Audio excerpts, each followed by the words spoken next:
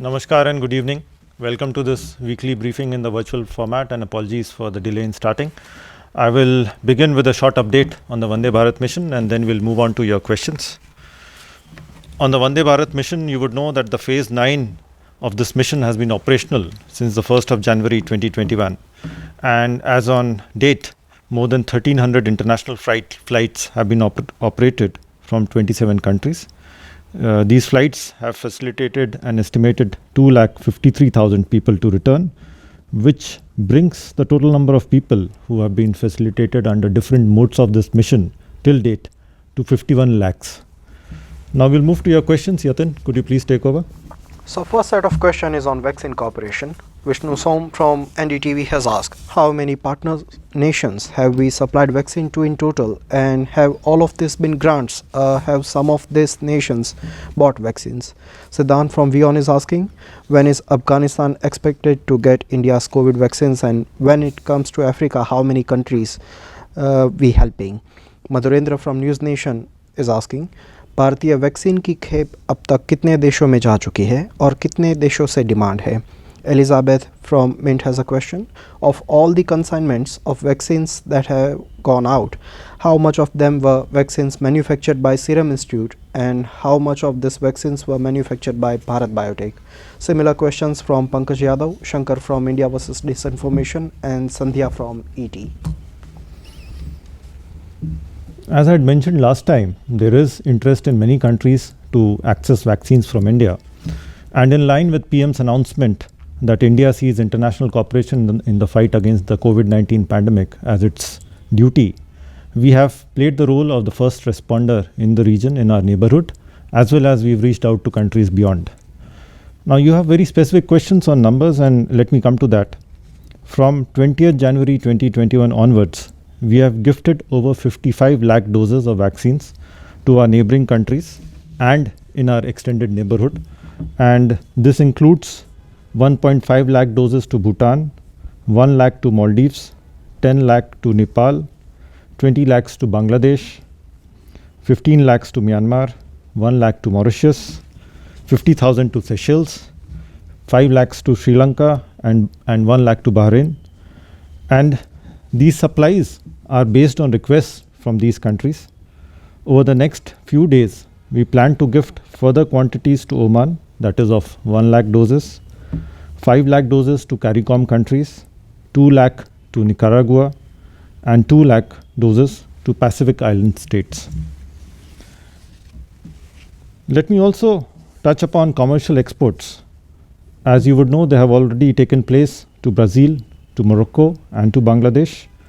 Further supplies on a commercial basis are likely to take place to Saudi Arabia, South Africa, Canada, Mongolia, and other countries. Further, we are going to supply 1 crore, that is 10 million doses, to Africa, and 10 lakh, that is 1 million doses, to UN health workers under Gavi's COVAX facility. So as you can see, we have an extensive ongoing program for vaccine supply, and we will continue to supply vaccines to partner countries over the coming weeks and months in a phased manner. Decisions on these supplies will of course be calibrated as per the requirements of the rollout of the COVID-19 vaccine at home.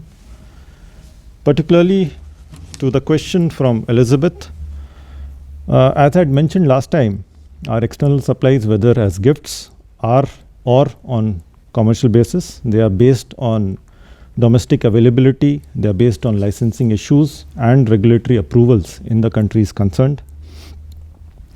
Sandhya, to your question, I must say that I am not aware of anything that you mentioned. Deepak Ranjan from PTI Bhasha is asking, America के नए प्रशासन के साथ संबंधों को लेकर क्या पहल हो रही है?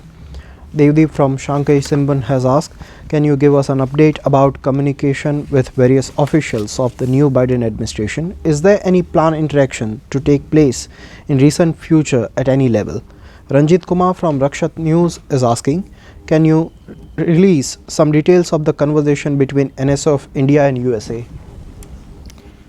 See, as regards the contacts with the new administration, as I had mentioned last time, as the new administration takes shape, we continue to remain engaged at all levels to work together to further strengthen our comprehensive global strategic partnership with the US. You would recall that PM had congratulated then President-elect Biden on his election on the 8th of November, and they had a telephone call on the 17th of November where both leaders exchanged views on working together on shared priorities and global challenges. EM has already congratulated his counterpart, Mr. Anthony Blinken, on his appointment as Secretary of State. The introductory phone call between the two will be scheduled soon at a mutually convenient time. It will be an important opportunity to discuss the bilateral as well as regional and global issues of mutual interest. As you would have seen the press release, RM had a introductory phone call with the new Secretary of Defense, Mr. Lloyd Austin, yesterday. They reiterated the commitment to deepen ongoing defense cooperation between the two countries. NSA also spoke to his counterpart, Mr. Jake Sullivan, yesterday and conveyed his good wishes on his appointment. So we'll keep you informed as other such interactions take place. Siddhant from WION is asking, how does India sees Biden administration joining Paris Accord and doing away with H4 work permits? See, as you would recall during the telephone call between Prime Minister and President Biden on 17th of November, the leaders had discussed their priorities, which included tackling climate change. So we look forward to working with the US administration on this issue. And I think I'll go back to the question from Ranjit. He wanted some details on the telephone call between the two NSAs. Ranjit ji, as you would have seen the press release, the two NSAs agreed to work closely to further advance India-US relations, which are built on shared values and common strategic and security interests. And our NSA underscored that India and US were uniquely positioned to work closely on regional and international issues, including issues like terrorism, maritime security, cyber security, and peace and stability in the Indo-Pacific and beyond. Maha from CNN News 18 is asking, has any phone call been fixed between Prime Minister Modi and new US President Joe Biden? Maha, I think I responded to that earlier, where I had said that PM's telephonic conversations with world leaders, after such conversations, we normally make a media announcement, so you will get to know. Next set of question is on seafarers stranded in Chinese waters. Siddhant from WION is asking, any update on Indian sailors stranded on MV Anastasia? Shrinjoy from Times Now is asking, any measures to help the Indian sailors on MV Anastasia? On this, as I had conveyed last week, with regard to MV Anastasia, which has 16 Indian crew and it is at anchorage at the Caophidian port in China, our embassy in Beijing has been in touch with the Chinese side, both at the central level as well as at the level of the provincial government. And through this contact, they're trying to facilitate crew change at the earliest. Our embassy continues to follow up with both the shipping company as well as with Chinese authorities to ensure the well-being of the Indian crew. Next set of question is on line of actual control. Madhurendra from news nation is asking, चीन के साथ जारी तनाव के बीच 9वीं दौर की वार्ता से भी कोई नतीजा नहीं निकला। क्या डिप्लोमेटिक लेवल पर आगे कोई और एंगेजमेंट प्लान है? Shrinjoy from Times Now is asking, has there been any changes on the ground in Ladakh after the commanders meeting? Deepak Ranjan from PTI Bhasha is asking, Ladakh गतिरोध के मुद्दे पर सैन्य स्तर की ताज़ा बातचीत के बाद क्या स्थिति उभरी है? मधुरेंद्र जी, आपने देखा होगा कि एक संयुक्त प्रेस विज्ञप्ति जारी की गई, ये जब 9वें सैन्य कमांडर स्तर की बातचीत हुई थी, उस बैठक के बाद ये विज्ञप्ति आपने देखी होगी। और आप इस विज्ञप्ति में देखें, साफ तौर पे कहा गया है कि बातचीत का क्या नतीजा निकला, उससे क्या स्थिति उभरी है। और जहाँ तक आगे की बातचीत का सवाल है, आपने ये भी देखा होगा कि इसमें कहा गया है कि दोनों पक्षों में ने अपने अपने देश के नेताओं की महत्वपूर्ण सर्वसम्मति का पालन करने, बातचीत और समझौता वार्ता की गति को अच्छा बनाए रखने और संयुक्त रूप से तनाव कम करने की प्रक्रिया को आगे बढ़ाने के लिए शीघ्र ही कोर कमांडर स्तर की बैठक 10वें दौर का आयोजन करने के लिए सहमत हुए हैं दोनों पक्ष. Siddhan from WION has question. Is India sending extradition requests on Khalistanis such as Pannu of the outlawed seek for justice? Madhurendra from News Nation has asked, foreign ज़मीन पर जारी खालिस्तान आंदोलन पर MEA का क्या कहना है, क्योंकि लगातार भारतीय दूतावासों को टारगेट किया जा रहा है. Madhurendra has another question. Delhi में किसान आंदोलन को भड़काने के लिए सैकड़ों पाकिस्तानी हैंडल एक्टिव दिखे, वही खालिस्तान के नाम पर पाकिस्तान की फंडिंग हर स्तर पर जारी है. क्या विदेश मंत्रालय के पास कोई अपडेट है? As I had stated last week, as regards anti-India activities of certain elements abroad, which actually represent a very small fringe of the Indian community, we are closely engaged with the relevant foreign governments to apprise them of the threats posed, to convey our concerns, as well as to seek their interventions. And as you would know, the safety and security of Indian diplomatic premises and personnel is the responsibility of the host government, and whenever such protests happen or they are planned, we inform them and we ask them to take necessary action to safeguard our premises and our personnel. Resolve from Hindustan Times has asked, Pakistan Supreme Court today ordered the release of terrorist Omar Said Sheikh, who was freed by India after IC 814 hijacking. There is no information whether an arrest warrant for Jaish-e-Mohammed chief Masood Azhar has been executed by Pakistani authorities. Your reactions on these developments? Devdeep from Sankei Shimbun has asked, Pakistan Supreme Court has acquitted the main conspirator of journalist Daniel Pearl's abduction and murder. Do you have a reaction? Similar question from Aditya from CNN News 18. I had mentioned earlier about the very low conviction rate in Pakistan when it comes to sentencing of terror accused, and this case truly demonstrates the lack of any seriousness on the part of Pakistan on taking action on terror related issues. It is also a travesty of justice not to find Omar Said guilty of any charges in this heinous act of terror. Our position on Pakistan taking sustained, verifiable, credible and irreversible action against terrorism and terrorist funding emanating from all territory under its control remains unchanged. Gautam Lahiri has question. Can you share the outcome of India-Bangladesh consular meeting which was held in Delhi? Bangladesh Foreign Secretary has come for FOC meeting. What are the agenda of the meeting? Kallol from The Hindu has asked, can you please share what are the various issues that will be taken up during the discussion with Bangladesh Foreign Secretary Masood bin Momen? Will it take up upcoming visit by PM Modi to Dhaka? Well, Gautam, first to respond to your question, this was the second India-Bangladesh consular dialogue. It took place today morning, and there were fruitful discussions on the entire range of consular issues.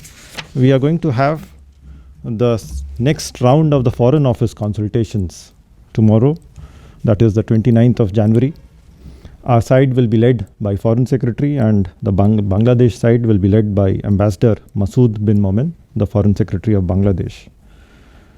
The FOC mechanism, as you know, allows for comprehensive discussion in all areas, and the areas of discussion will include cooperation in the wake of COVID-19, border management and security, trade and investment, connectivity, energy, water resources, development partnership, and regional and multilateral issues. So these will be the areas for discussion. Both sides will also discuss joint activities to be held throughout the year as the two countries celebrate 50 years of our diplomatic ties. And of course, yes, preparations for the upcoming visit of PM to Bangladesh will also be discussed. Aminul Islam from BSS is asking, we all know that air travel bubble agreement between India and Bangladesh is going to be expired soon, and the MEA has sent a letter to Bangladesh authority last month for extension of the agreement till April 22. Do you have any update to renew the agreement? On this, my understanding is that both sides are in discussion to renew this arrangement. Suhasini from The Hindu is asking, UK-based Ken Energy has written to HCI London, EM, PMO and Finance Ministry threatening to enforce the award from The Hague by seizing Indian assets in several jurisdictions. Is the government in talks with Ken on this issue and are any countermeasures being taken? So, Asini, this is a matter which is dealt with by the Department of Revenue. So, I would like you to check with them. Maha from CNN News 18 has asked, has MEA received any requests to impound passports of those mentioned in the FIRs of 26 January violence case? Maha, I am not aware of information about the specific request that you refer to, but I'll of course I'll need to check on this. But you would know that all such requests are processed in accordance with existing rules and laws, and this would be under the framework of the Passport Act. Sandeep from the Tribune is asking, is there any plan to discuss with China the External Affairs Minister's 3 mutuals and 8 propositions mentioned in his speech put up on MEA website? Sandeep, I think you are referring to the keynote address delivered by EM today morning at the 13th All India Conference of China Studies, and I would not like to qualify what EM said or add to it in any way. Srinjoy from Times Now has asked, Pakistan Foreign Ministry said that India must cooperate with Pakistani courts in the review and reconsideration case of its serving naval spy commander Kulbhushan Jadhav, and added that they have offered a third consular access to India. So have we asked for consular access? Srinjoy, you know our position on this issue very well. Government of Pakistan has failed to create an environment under which the allegations against Sri Jadhav can be seriously and effectively challenged. They need to implement the ICJ judgment in letter and spirit, and this includes provision of all relevant documents as well as providing unconditional, unhindered and unimpeded consular access to Sri Jadhav. Aditya from CNN News 18 has asked, US has put the Taliban US-Afghan peace agreement under review even though Zalmai Khalilzad continues as special envoy. Where does India stand on the Afghan peace deal? Aditya, you know our position on this. We stand for a peaceful, prosperous and progressive Afghanistan. We support all efforts that are aimed towards a stable and secure Afghanistan that preserve the gains of the last 2 decades, and lead the country on the path of development, benefiting all sections of people, including its women and minorities. I have no further questions, sir. Thank you. Thank you, Yatin. So this concludes the weekly press briefing.